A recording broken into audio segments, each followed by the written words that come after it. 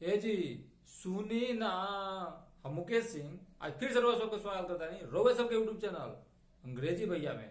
आई बिना देरी किए आज भी कुछ नया और धमाकेदार सीखल जाओ।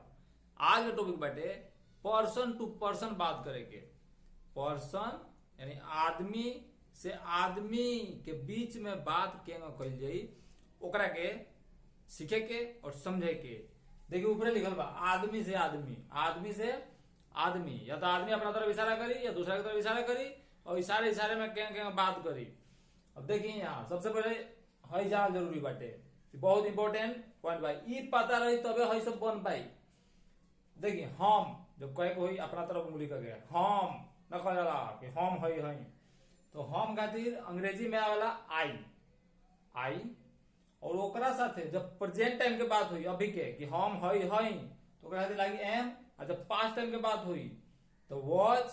आई सब के साथे जब भविष्य के बात हुई नु आवे वाला समय खातिर सबके साथे विल भी लागी, सबके साथे। ऐसे लिखले नहीं की वो हमेशा दिमाग में रखना काम बा। ये सारा का साथे विल भी लाग जाई।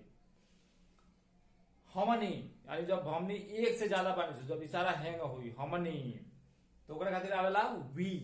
वी के साथ प्रेजेंट टाइम खातिर आर लागी जन का मतलब है होला। पास्ट टाइम खातिर वर लागी। तू कह ना तू सामने वाला कर इशारा कर तू, चाहे तहनी, चाहे आप सब, चाहे रौरा। रौरा भी कहल जाला, देखिए रौरा लिखल भुला गई। देखिए रेस्पेक्ट जब कहल जाला ना सामने वाला के तो क्या कहल जाला रौरा। वो रौरा के और तहनी के आ तोहर आ तू आ आप लोग ये सारा के अंग्रेजी एक एक होला यू। एक बाद लग जाई आर। पास्ट टाइम की बात हुई तो वर। ऊ सामने नहीं थे ऊ मतलब पीछा बिया चाहे दूर बिया तो ओकरा खातिर कहल जाला ऊ। तो ओकरा खातिर लागेला अगर लइका बाटे तो ही आ लइकी बिया तो सी। अगर ओकरा अंदर जान परान नहीं खे चाहे जानवर हो तो ओकरा खातिर इट। बिना जानो वाला और चाहे जानवर, जानवर भी अंग्रेजी भाषा के अनुसार निर्जीव मानल जाला, यानी वो बिना प्राण वाला मानल जाला। ओकरा खातिर लागी इट। ये सारा के खातिर सामने के जब बात हुई तो इज और पीछे के जब बात हुई तो वॉच। ऊ लोग दूर वालो चाहे आंख के लोता वालो बहुत ज्यादा वालो ओकरा खातिर बोला जाला ऊ लोग। ओकरा खातिर अंग्रेजी वर्ड आवेला दे। दे के साथे लागी आर अभी के खातिर। अब पिछला समय खातिर वर। जब कोनो नाम हुई अकेला ओकरा साथे भी इज और वॉज हई वाला फॉलो कइली हई वाला।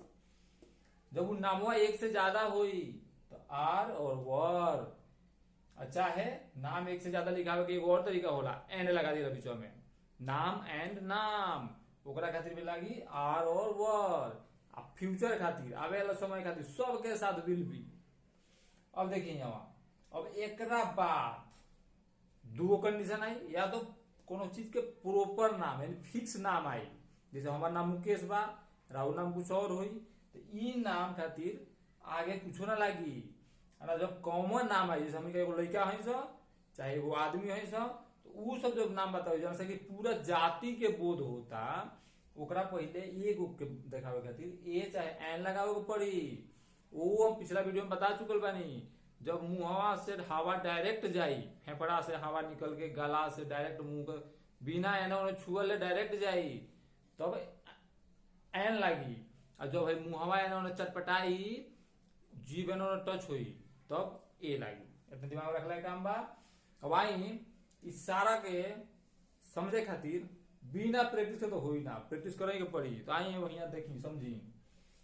यहाँ बैठे जैसे हम बानी यहाँ खड़ा, हम अपना तरफ इशारा करता नहीं और कहता नहीं हम मुकेश हई। अब देखिए यहाँ एगो सेंटेंस के माध्यम से हम बताया था नहीं कि तीनों टाइम में क्या बोला जाए। ऐसे खुद रोवा लोगी अगर 6 वेरिएशन बताया था नहीं, बाकी के रोल लोग खुद से प्रैक्टिस करे। काहे से तो हम केतनो रटा देम कुछो कह देम कोनो फर्क ना पड़ी जब तक खुद से रोल लोगी काम ना करे। रोल लोगी ज्यादा से ज्यादा खुद से काम करी तबे। काहे से तो अब हम तैयार तो हमरे नु भाई रुआ खातिर रुआ खुद तैयार के पड़ी। अब देखिए यहाँ एक सेंटेंस को पहले बना लेवे के तीनों टेंस में और 6 वेरिएशन में। जैसे हम मुकेश हई का कहें आई एम मुकेश। हम मुकेश रही, बात समय बीत गई बा, दूसर कुछ हो गई बानी। तो आई वॉज मुकेश, जब कोई हम मुकेश होखेम, अभी हम दूसर कुछ बानी, आगे वाला समय में होखेम, तो क्या हो जाई कि आई विल बी मुकेश।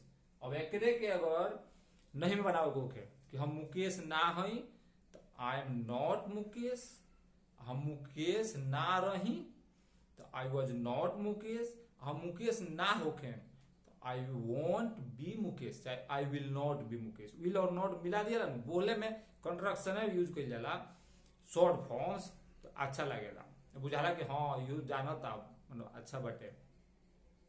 अब एकरे के अगर का वाला सवाल करे को हुई कन्फर्मेशन वाला, का करिए 2 नंबर के 1 नंबर कर दी, एम आई मुकेश, का हम मुकेश हैं,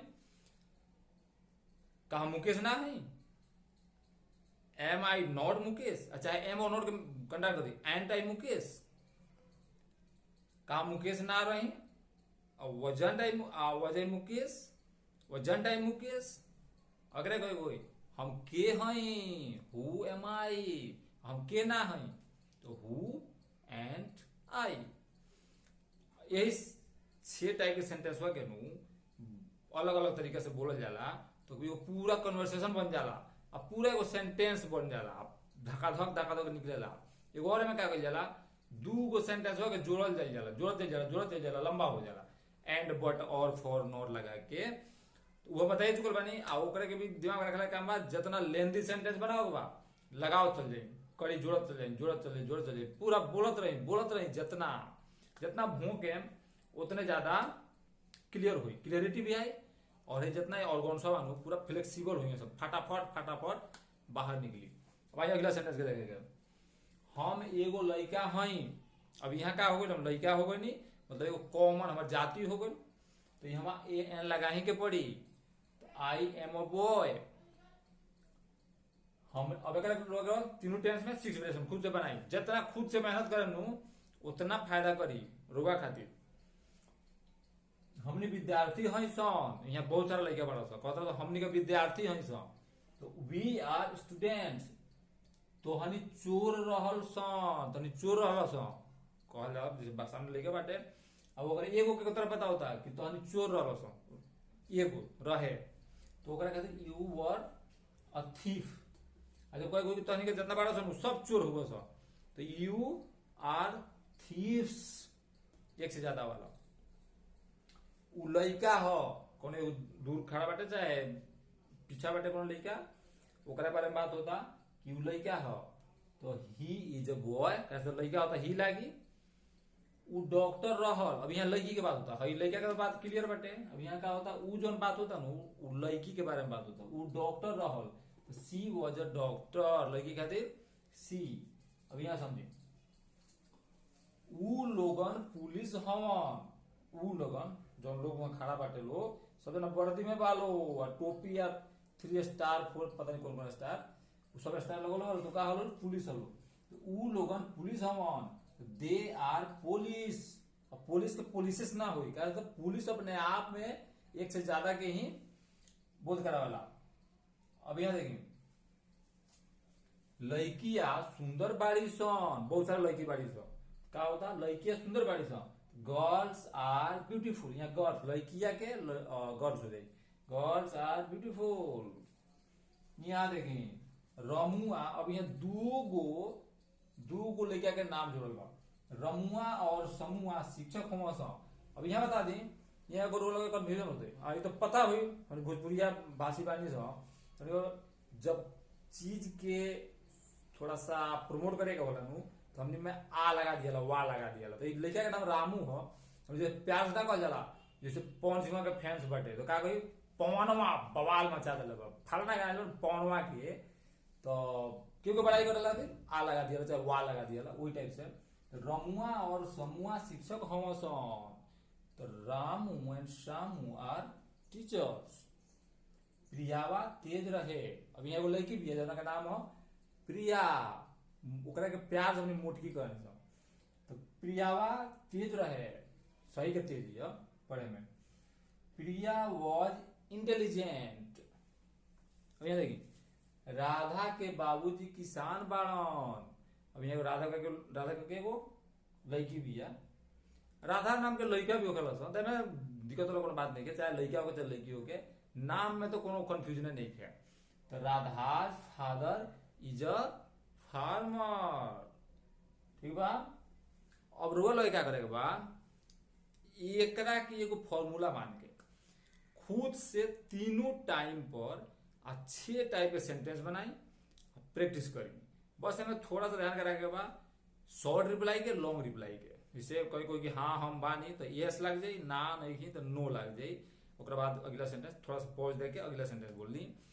और दूसरा का हाँ हम हई तो यस आई एम इतने बोल दी, अगला बोला की जरूरत नहीं है। एक साफ हर एक टाइप के सेंटेंस प्रैक्टिस करके गर्दा उड़ा दी, पूरा धुआं धुआं कर दी प्रैक्टिस करके। और हम आशा करते नहीं कि वीडियो से बहुत कुछ लोग सीख लोगे, तो बहुत जल्द मिल जाए एगो नया वीडियो के साथ और सीखल जाए कुछ धमाकेदार और कुछ नया। तब तक के लिए बहुत बहुत धन्यवाद लोगे वीडियो देखे खातिर। अब बहुत जल्द मिल जाए, चलिए।